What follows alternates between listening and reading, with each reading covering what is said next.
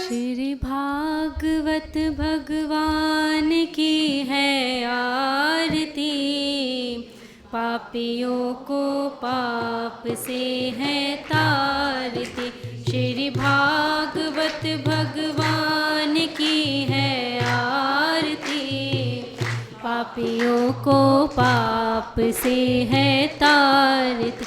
ये अमर ग्रंथ, ये मुक्ति पंथ, ये पंचम वेद निराला, नव ज्योति जलाने वाला। अमर ग्रंथ, ये मुक्ति पंथ, ये पंचम वेद निराला, नव ज्योति जलाने वाला। हरि नाम यही, हरि धाम यही, हरि नाम यही, हरि धाम यही, यही जग मंगल की आरती।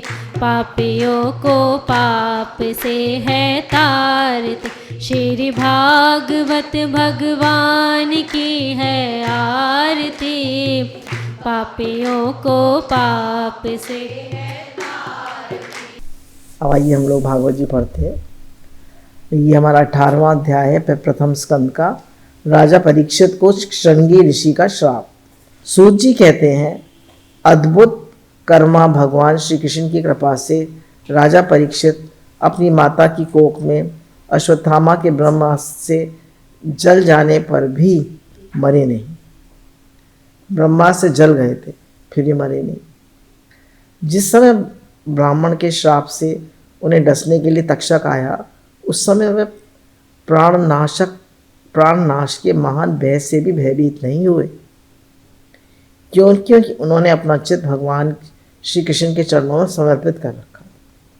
उन्होंने सबकी आसक्ति छोड़ दी।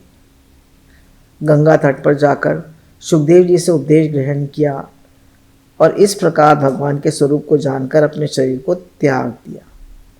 देखिए, उनके पास भी इतना बड़ा राज्य था, उनके बच्चे थे, घर था, परिवार था, पर उन्होंने एक सेकंड में सबकी आसक्ति छोड़ दी और गंगा तट पर चले गए और सुखदेव मुनि का के वचन सुने। तो हमारी जो आसक्तियां हैं वो हम छोड़ नहीं पाते हैं। उन्होंने एक सेकंड में छोड़ दी और समझ गए कि भाई ये जो है अंतिम समय आ गया है। और जब तक्षक आया तभी उन्हें जरा भी डर नहीं लगा। एक सेकंड में उन्होंने अपना मन भगवान में लगा दिया। क्यों? जिसने जीवन भर अभ्यास किया होगा भगवान में मन लगाने का, वही तो लगा पाएगा। जिसने जीवन भर अभ्यास नहीं करा होगा, वो कैसे आसक्ति से छोड़ पाएगा और कैसे अपना मन भगवान में लगा पाएगा? बिल्कुल नहीं लगा पाएगा। जो लोग भगवान श्री कृष्ण की लीला कथा कहते रहते हैं, उस कथा अमृत का पान करते रहते हैं, इन दोनों ही साधनों के द्वारा उनके चरण कमलों का स्मरण करते रहते हैं, उन्हें अंतकाल में भी मोह नहीं होता। कहने हम लोग कितने भाग्यशाली हैं, भागवत कह रहे हैं और सुन रहे हैं। तो कहने भगवान श्री कृष्ण की लीला कथा कहते हैं और उसका पान करते रहते हैं। पान करना मतलब उसको हर वक्त याद करना, उसका स्मरण करना, उसका लीला चिंतन करना, हमने क्या सुना था उसको रिफ्लेक्ट करना, यह उसका पान करना। और भगवान के चरण कमलों का स्मरण करते रहते हैं, उन्हें अंतकाल में मोह नहीं होता। जब तक पृथ्वी पर अभिमन्यु नंदन महाराज परीक्षित सम्राट रहे, तब तक चारों ओर से व्याप्त हो जाने पर भी कलयुग कुछ भी का प्रभाव नहीं था। जब तक राजा परीक्षित थे तब तक कलयुग चारों तरफ छा गया था, पर राजा परीक्षित की वजह से वो कुछ भी नहीं कर पाया। कलयुग मतलब कलह का युग, कोई कलह क्रिएट नहीं कर पाया। वैसे तो जिस क्षण श्री कृष्ण ने पृथ्वी का परित्याग किया, उसी समय पृथ्वी पर अधर्म का मूल कारण कलयुग आ गया था। भ्रमर के समान सारग्रही सम्राट परीक्षित कलयुग से कोई द्वेष नहीं रखते थे। कलयुग से उनका कोई द्वेष नहीं था राजा परीक्षित का। क्यों नहीं था? क्योंकि इसमें एक बहुत बड़ा गुण था कि पुण्य कर्म तो संकल्प मात्र से ही फलीभूत हो जाते हैं। परंतु पाप कर्म का फल शरीर से करने पर ही मिलता है, संकल्प मात्र से नहीं। ये बहुत इम्पोर्टेंट बात है। चिन्ह बने हुए ना आपको दिखाई दे रहे हैं, तो ऐसे इन चिन्हों को अपने मन में मैंने याद कर लिए थे, अब तो मैंने नहीं करे हुए। तो ऐसे भगवान को याद करके चरण चिन्हों को, लेफ्ट में क्या है, राइट में क्या है, और ऐसे उनका ध्यान किया जाता है। तो कह रहे हैं कि कलयुग से राजा परीक्षित का कोई द्वेष नहीं था, एक सेकंड के लिए भी द्वेष नहीं था। क्यों नहीं था द्वेष? क्योंकि उसमें एक बहुत बड़ा गुण था कि अगर हमने सोचा, देखिए हमने सोचा, अब जब हम एक एक्टिविटी करते हैं, तो हमारी एक्टिविटी ये है कि बहुत सारे लोग भागवत सुन रहे हैं, अनंत लोग बैठे हैं और सब भागवत सुन रहे हैं और नाम संकीर्तन हो रहा है और सब लोग भगवान के प्रेम में मस्त होके कीर्तन हो रहा है और नृत्य कर रहे हैं और खूब जोर जोर से भागवत कथा हो रही है और खूब संकीर्तन हो रहा है और सब नृत्य कर रहे हैं, भगवान के प्रेम में एकदम मस्त हो रहे हैं। वृंदावन में, कहीं पे अलीगढ़ में, वृंदावन में, मथुरा में, कहीं पे भी, लखनऊ में, जहाँ पे भी आप हैं वहाँ कल्पना कर लीजिए, नदी के तट पे लोगों ने खूब भागवत सुनी, खूब कीर्तन हुआ, खूब नृत्य किया और अब भंडारा हो रहा है। भंडारे में पहले भगवान को भोग लगाया गया, जितने भी संत महात्मा आए थे भागवत सुनने, उनको, जहाँ भागवत जी होती है वहाँ सभी संत महात्मा आ जाते हैं सुनने के लिए।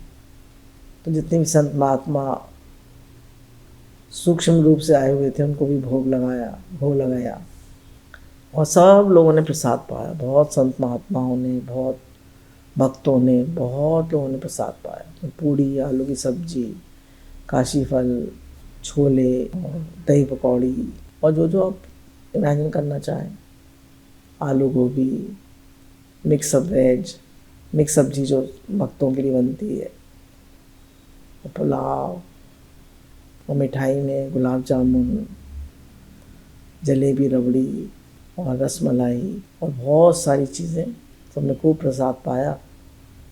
कथामृत लिया, प्रसाद अमृत लिया और सब पान करके चले गए। अब आपने ये एक्टिविटी करी, अब इसका पुण्य आपको मिल जाए। ऐसे आप कितना भी दान पुण्य कर सकते हैं, कोई भी एक्टिविटी आप कर सकते हैं अपने मन में, कितना भी दान पुण्य कर सकते हैं, तो उसका फल कलयुग में कह रहे हैं आपको संकल्प मात्र से मिल सकता है। पर अगर आपने सोचा कि मैंने किसी को थप्पड़ मार दिया, किसी को धक्का दे दिया, किसी को गाली दे दी, किसी का अनिष्ट कर दिया, तो गुस्से में हम कर देते हैं ना, तो उसका फल नहीं मिलेगा। जब आप उसका एक्शन करेंगे तब फल मिलेगा। ये भेड़िए के समान बालकों के प्रति शूरवीर है और धीर वीर पुरुषों के लिए बड़ा भीरू है। जो लोग भगवान की तरफ बढ़ रहे हैं, जो भी बालक हैं, मतलब भगवान के लिए, भगवान के मार्ग में बिल्कुल जिनके अंदर दैन्य है, सहनशीलता है, उनको कलयुग डराता है। और जो धीर वीर पुरुष हैं उनसे डरता है ना। जो लोग भगवान के मार्ग में अभी इतना आगे नहीं बढ़े हैं, उन्हें डराता रहता है। तो मतलब कोई ना कोई प्रलोभन भेज देगा, कोई ना कोई भगवान की तरफ कोई बढ़ेगा, बीमारी भेज देगा, कोई हालत भेज देगा, कोई परिस्थिति भेज देगा, कोई प्रलोभन भेज देगा, डराता रहता है। नए नए साधकों को डराता रहता है। और जो लोग बहुत भजन करते हैं, बहुत भगवान में लगे हुए हैं, तो उनसे ही डरता है, उनको कुछ नहीं कर पाता। कलयुग की बात बता रहे हैं। ये प्रमादी मनुष्य को अपने वश में करने के लिए सदा सावधान रहता है। जो लोग इतने सावधान नहीं हैं, अलर्ट नहीं है भगवान के लिए, मुझे हर समय भगवान में लगना है, भगवान को याद करना है, भगवान में ही लगना है, भगवान का भजन करना है, जो लोग इतने अलर्ट नहीं है, उन्हें ये एकदम अपना कब्जा कर लेता है। तो साधक माने सावधान। साधक मतलब हर समय सावधान रहो। सावधानी हटी दुर्घटना घटी। एकदम उनको क्या पकड़ लेता है कलयुग। जैसे मैंने देखा है, जब भी हम कभी सत्संग के लिए जाने लगते हैं तो कोई ना कोई बात, बहुत सारे कारण आ जाते हैं कलह के। कोई कुछ कारण आ जाएगा, कोई कुछ कारण आ जाएगा, किसी ने चोरी कर ली, किसी ने कुछ कर दिया, किसी ने कुछ हो गया, कभी कुछ हो गया। तो ये बात मुझे याद रहती है कि देखो, अब सत्संग के लिए जा रहे हैं ना, बड़े कार्य के लिए, तो कोई ना कोई कलयुग अपना प्रभाव दिखाएगा। तो सावधान रहते हैं, क्लेश नहीं करना है, डांटा डूटी नहीं करनी है। तो गुरु के कार्य के लिए जा रहे हैं, वो हो जाए। कोई बीमारी आ जाएगी, कोई हालत आ जाएगी, कोई परिस्थिति आ जाएगी, तो ये सब परिस्थितियाँ आती हैं, कलयुग अपना प्रभाव दिखाता है, इसलिए सावधान रहना चाहिए। शौनक आदि ऋषियों, आप लोगों को मैंने भगवान की कथा युक्त राजा परीक्षित का पवित्र चरित्र सुनाया। आप लोगों ने यही पूछा था। भगवान कृष्ण कीर्तन करने योग्य बहुत सी लीलाएं करते हैं, इसलिए उनके गुण और लीलाओं से संबंध रखने वाली जितनी भी कथाएं हैं, कल्याणकामी पुरुषों को उन सब का सेवन करना चाहिए। कह रहे हैं भगवान की लीला कथाओं का, भगवान का स्मरण का हर समय सेवन करना चाहिए, हर समय भगवान को याद रखना चाहिए, हर समय उनका शुक्राना मानना चाहिए, हर समय उनसे प्रेम करना चाहिए, और अंदर में मानना चाहिए कि मेरे तो गिरधर गोपाल दूसरों ना दो। तो गुरु जी ने कहा नोट को जेब में रखना चाहिए और भगवान को दिल में रखना चाहिए। नोट को जेब में रखना चाहिए मतलब money is a good servant but a bad. ऋषियों ने कहा सौम्य स्वभाव सूत जी, आप युग युग जिए, क्योंकि मृत्यु के प्रभाव में पड़े हुए हम लोगों को आप भगवान श्री कृष्ण की अमृतमयी उज्ज्वल कीर्ति का श्रवण कराते हैं। अब सूत जी के लिए कह रहे हैं ऋषि लोग कि आप लोग युग युग जिए। सूत जी को सूत जी क्यों कह रहे हैं? मैंने पढ़ा भागवत जी में कि इनकी माता तो ब्राह्मणी थी और इनके पिता क्षत्रिय थे, इसलिए इन्हें सूत जी कह रहे हैं। ये कोई नीचे कुल के नहीं थे, पर मतलब एक ही कुल की नहीं थी, माता ब्राह्मणी थी और पिता क्षत्रिय थे। आप युग युग जिए, क्योंकि यानी मृत्यु में पड़े हुए लोगों को आप भगवान श्री कृष्ण की अमृतमय उज्ज्वल कीर्ति का श्रवण कराते हैं, इसलिए आप युग युग जिए। तो जो हम भगवान की बात बताता है, जो सत्संग करता है, तो वो उसको आशीर्वाद दे रहे हैं सब ऋषि लोग, तुम युग युग जियो, उनकी लंबी आयु हो। इस सत्संग से हमारा मन भगवान में लगता है। यज्ञ करते करते उसके धुएं से हम लोगों का शरीर धूमिल हो गया है, फिर भी इस कर्म का कोई विश्वास नहीं।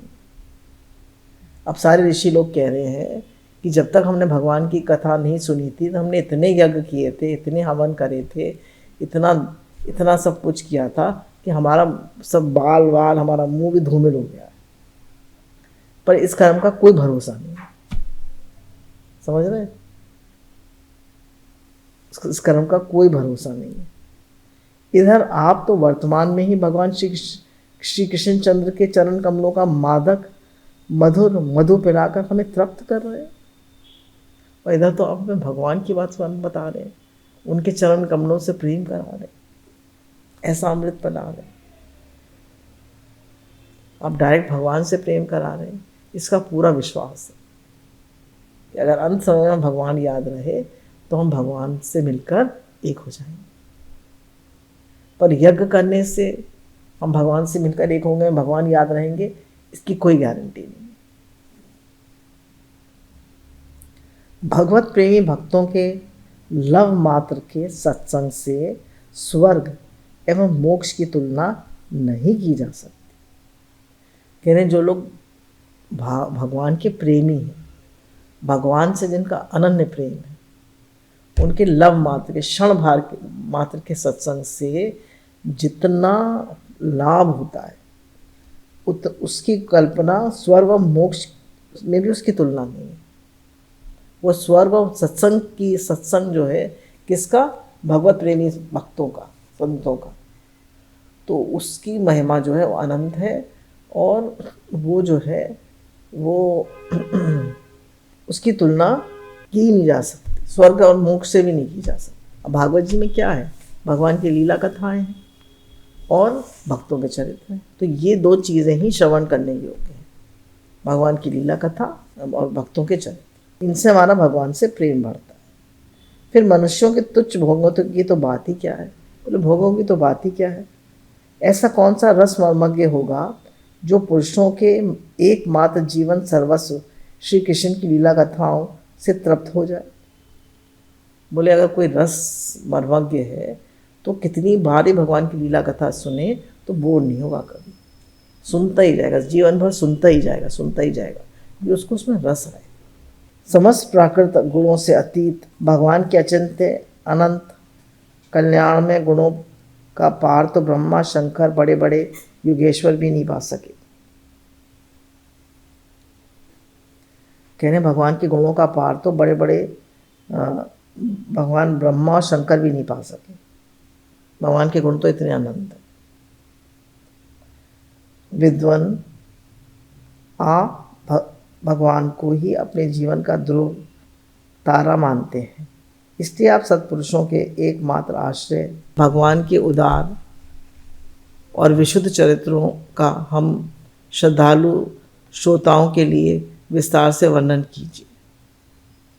कह रहे हैं आपके लिए तो भगवान जो है आपके जीवन का एकमात्र ध्रुव तारा है, आपका भगवान से बहुत प्रेम है, इसलिए आप भगवान की बात हमको सुनाइए। भगवान के परम प्रेमी महाबुद्धि परीक्षित ने सुखदेव जी के उपदेश किए हुए जिस ज्ञान से मोक्ष स्वरूप भगवान के चरण कमलों को प्राप्त किया, आप कृपा करके उसी ज्ञान और परीक्षित के परम पवित्र उपाख्यान का वर्णन कीजिए, क्योंकि उसमें कोई बात छिपाकर नहीं कही गई होगी और भगवत प्रेम की अद्भुत योग निष्ठा का निरूपण किया होगा। उसमें पद पद पर भगवान श्री कृष्ण की लीलाओं का वर्णन हुआ होगा। भगवान के प्यारे भक्तों को वैसा प्रसंग सुनने में बड़ा रस मिलता है। कह रहे जो आपने परीक्षित को सुनाया था, जिससे उसका भगवान से प्रेम हो गया था और भगवान के चरण कमलों को प्राप्त हुआ था, वही कथा आप हमको सुनाइए और वही भक्तों के प्रसंग सुनाइए, ताकि हमारा भी भगवान से प्रेम हो जाए। ओहो विलोम जाति में उत्पन्न होने पर भी महात्माओं की सेवा करने के कारण आज हमारा जन्म सफल हो गया। अब सूत जी कह रहे हैं कि विलोम जाति मतलब वो ब्राह्मण थे और उनकी माता ब्राह्मणी थी और वो खुद क्षत्रिय, पिता क्षत्रिय थे, इसलिए विलोम जाति। कहना आज हम भगवान की सेवा कथा कह रहे हैं, भगवान की भक्ति कर रहे हैं, तो हमारा जन्म सफल हो गया। क्योंकि महापुरुषों के साथ बातचीत करने मात्र से ही नीच कुल में उत्पन्न होने की मनोव्यथा शीघ्र ही मिट जाती है। फिर इन लोगों की तो बात ही क्या, जो सत्पुरुषों के एकमात्र आश्रय भगवान का नाम लेते हैं। कह रहे उनकी तो बात ही क्या है, जो भगवान का नाम लेते हैं। भगवान के नाम को तो उन्होंने सर्वश्रेष्ठ बता दिया। गुरु जी तो बार बार कह रहे हैं, इधर से बार बार कह रहे हैं, नाम लो नाम लो नाम लो। कह रहे हैं फिर उन लोगों की तो बात ही क्या है, जो सत्पुरुषों के एकमात्र आश्रय भगवान का नाम लेते हैं। भगवान का नाम भी लेते हैं, भगवान की लीला कथा भी करते हैं, सत्संग भी करते हैं। उनकी बात ही क्या है। भगवान की शक्ति अनंत है, वह स्वयं अनंत है। वास्तव में उनके गुणों की लीला, उनके गुणों की अनंतता के कारण ही उन्हें अनंत कहा गया है। भगवान अनंत हैं, उनके गुण अनंत हैं, इसलिए उन्हें अनंत कहा गया है। हरि अनंत, हरि कथा अनंता, उनके गुण भी अनंता। भगवान के गुणों की समता भी जब कोई नहीं कर सकता, तब उनसे बढ़कर तो कोई हो ही कैसे सकता है। उनके गुणों की ये विशेषता समझाने के लिए इतना कह देना ही पर्याप्त है कि लक्ष्मी जी अपने को प्राप्त करने की इच्छा से प्रार्थना करने वाले ब्रह्मा आदि देवताओं को छोड़कर भगवान के न चाहने पर भी उनके चरण कमलों की रज का ही सेवन करती हैं। मतलब भगवान के गुण इतने अनंत हैं कि लक्ष्मी जी जो हैं ब्रह्मा आदि की प्रार्थना करने पर भी और देवताओं की प्रार्थना करने पर भी वो भगवान के चरण रज को छोड़कर कभी नहीं आती। भगवान के चरणों को छोड़कर कभी नहीं आती, वो भगवान के चरणों में ही बैठी रहती है। तो हम लक्ष्मी को चाहते हैं और लक्ष्मी भगवान के चरणों की सेवा करती है। तो कहने भगवान को चाहो ना, जो उनके चरणों में बैठी रहती है, उनको क्यों चाहते हो?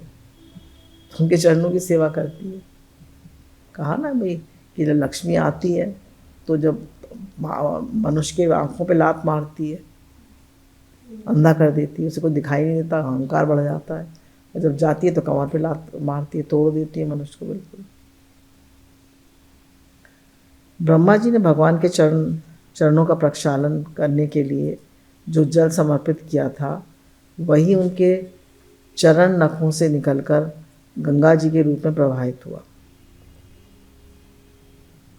अब ब्रह्मा जी ने जिनसे भगवान के चरण धोए थे जिस जल से, वही गंगा जी के रूप में प्रवाहित हुआ।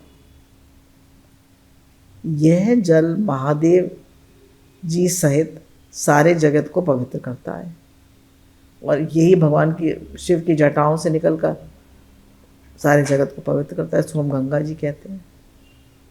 ऐसी अवस्था में त्रिभुवन में श्री कृष्ण के अतिरिक्त भगवान शब्द का दूसरा और क्या अर्थ हो सकता है? कह रहे भगवान शब्द का भगवान कृष्ण के अलावा और कोई अर्थ नहीं।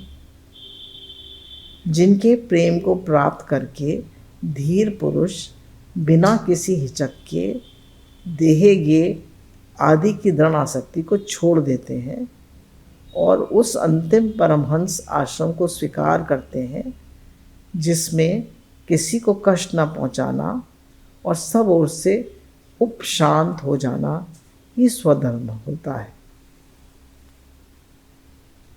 कह रहे हैं उस आश्रम को स्वीकार करते हैं जिसमें किसी को कष्ट न देना, किसी को दुख न देना और सब तरफ से शांत हो जाना। उपशांत मतलब एकदम अंदर तक शांत। तो हमारे लिए क्या है कि देह गे की आसक्ति को छोड़कर किसी को कष्ट न पहुंचाए और एकदम अंदर से शांत। सूर्य के समान प्रकाशमान महात्माओं, आप लोगों ने मुझे जो कुछ पूछा है वह मैं अपनी समझ के अनुसार सुनाता हूँ। जैसे पक्षी अपनी शक्ति के अनुसार आकाश में उड़ते हैं, वैसे ही विद्वान लोग भी अपनी अपनी बुद्धि के अनुसार ही श्री कृष्ण की लीला का वर्णन करते हैं। एक दिन राजा परीक्षित धनुष लेकर वन में शिकार खेलने गए हुए थे। हिरण के पीछे दौड़ते दौड़ते वे थक गए। उन्हें बड़े जोर की भूख और प्यास लगी। जब कहीं कोई जलाशय नहीं मिला तब वे पास के ही एक ऋषि के आश्रम में घुस गए। उन्होंने देखा वहाँ आंखें बंद करके शांत भाव से एक मुनि आसन पर बैठे हुए हैं। इंद्रियां, प्राण, मन, बुद्धि के निरुद्ध हो जाने से वे संसार से ऊपर उठ गए थे।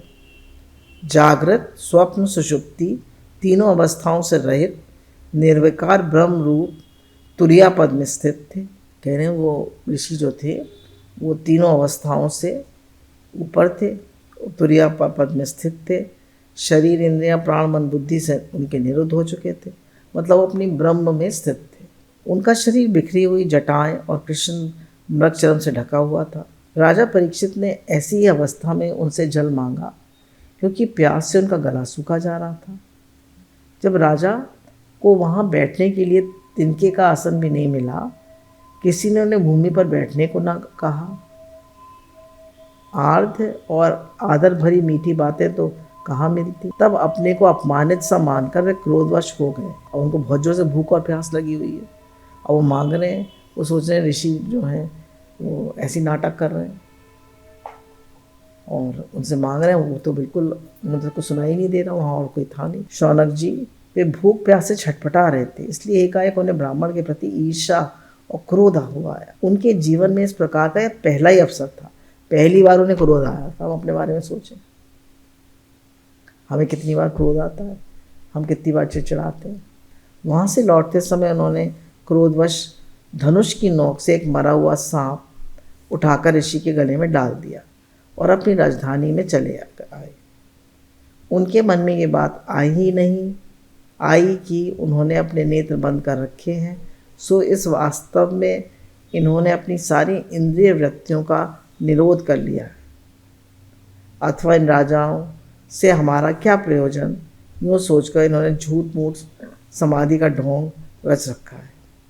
अब ये पहचान नहीं पाए उनको, मतलब इतना भूख प्यास से व्याकुल थे राजा परीक्षित जो थे कि उन कितने बड़े महात्मा हैं उनको पहचान नहीं पाए और गुस्से में थे बहुत। तो आदमी भूखा प्यासा होता है तो गुस्सा आ रहा होता है उससे, मुझे कुछ खाने को दो, मुझे पीने को दो। तो कह रहे हैं उन्होंने मरा हुआ सांप जो है वो तलवार की नोक से लिया, उनके गले में डाल दिया। तो अब बताया कि भूख और प्यास जब उन्होंने मतलब भूख और प्यास जो है मनुष्य को कितना व्याकुल कर देती है। अब हम देखें जीवन में हमें दो ही चीज़ें तो हैं, भूख और प्यास। भूख, बढ़िया खाना चाहिए। प्यास, तो हर चीज़ की प्यास है, नाम की प्यास, पैसे की प्यास, इसकी प्यास, उसकी प्यास, मान सम्मान की प्यास।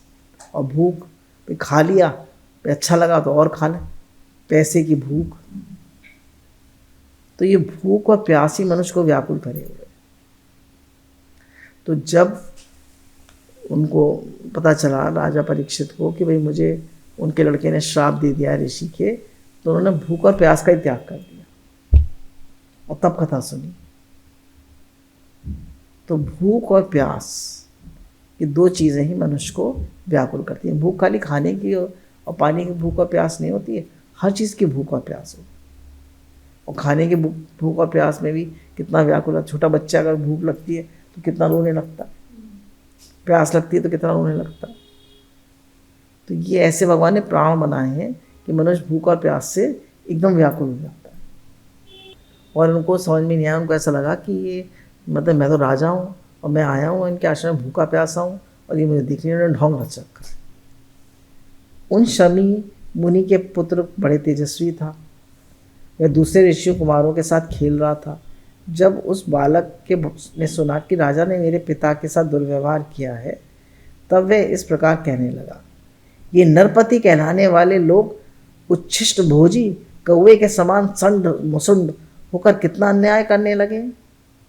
ब्राह्मणों के दास होकर भी ये दरवाजे पर पहरा देने वाले कुत्ते के समान अपने स्वामी का तिरस्कार करते।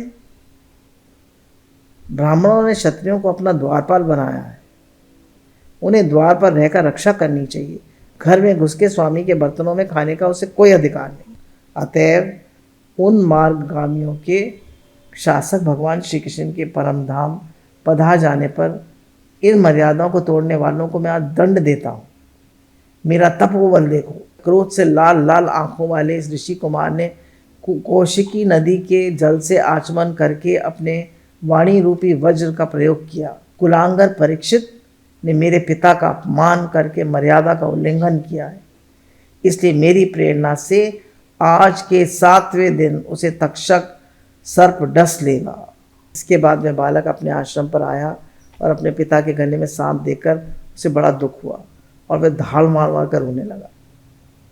विप्र शौनक जी शमी मुनि के ने अपने पुत्र का रोना चिल्लाना सुनकर धीरे धीरे अपनी आंखें खोली और देखा उनके गले में एक मरा हुआ सांप पड़ा है। उसे फेंक कर उन्होंने अपने पुत्र से पूछा, बेटा तुम रो क्यों रहे हो, किसने तुम्हारा अपकार किया है। उनके इस प्रकार पूछने में बालक ने सारा हाल कह दिया। ब्रह्म ऋषि शमी ने राजा के श्राप की बात सुनकर अपने पुत्र का अभिनंदन नहीं किया। उनकी दृष्टि में परीक्षित श्राप के योग्य नहीं थे। उन्होंने कहा, ओ मूर्ख बालक, तूने बड़ा पाप किया। देख, खेद है कि उनकी थोड़ी सी गलती के लिए तूने इतना बड़ा दंड दिया। तेरी बुद्धि अभी कच्ची है। तुझे भगवत स्वरूप राजा को साधारण मनुष्यों के समान नहीं समझना चाहिए था, क्योंकि राजा के दुस्साहस तेज से परीक्षित निर्भय रहकर ही प्रजा अपना कल्याण संपादन करती है। जिस समय राजा का रूप धारण करके भगवान पृथ्वी पर नहीं दिखाई देंगे, उस समय चोर बढ़ जाएंगे।